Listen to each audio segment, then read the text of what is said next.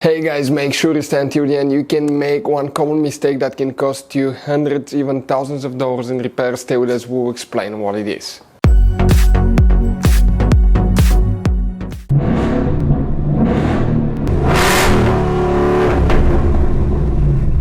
Hey guys, welcome back to Free Car Repair. Thank you guys for watching and subscribing to the channel. Today will be super helpful video to any of you having a Toyota Corolla, that generation here from year 2013 to year 2019. If you have one of those, if you need to find where the windshield wipers fuse is located, you have up to 3 different fuses that you need to check. We will explain about that, where you can buy cheap parts, tools, fuses, relays at a good price, quick shipping, that way you do not waste money and time, and why it's important guys to always test fuses and relays. All that will be covered absolutely free for your convenience. Make sure you stay until the end.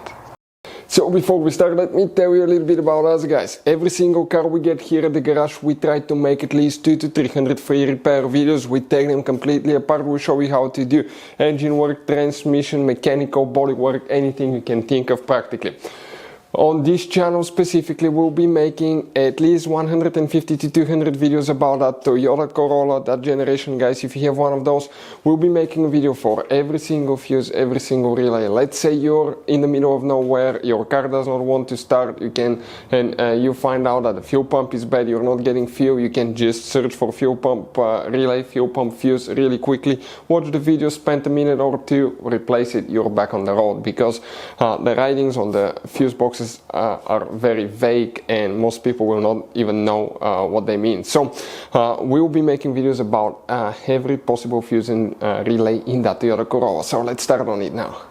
So the windshield wipers fuses guys, okay, where you can expect to find them, we'll demonstrate on that generation Toyota Corolla right here.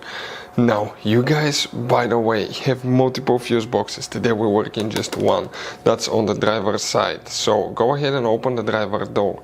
If you look under the dash, on the bottom of the dash, look upside down, you will see that you will have one white cover that looks like this one. Pull that tab, remove the cover. Behind it you will find the main interior fuse box that will have a layout like this one here. Now before we continue, let's explain why it's always a good idea guys to test fuses and relays.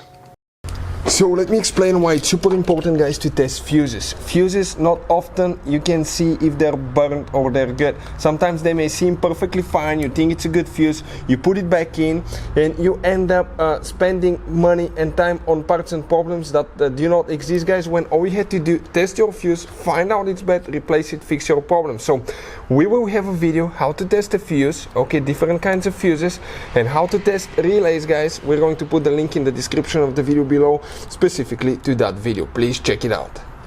So here guys, for the windshield wipers, 3 fuses will need to be checked. Some of you may have 2, some of you may have 3.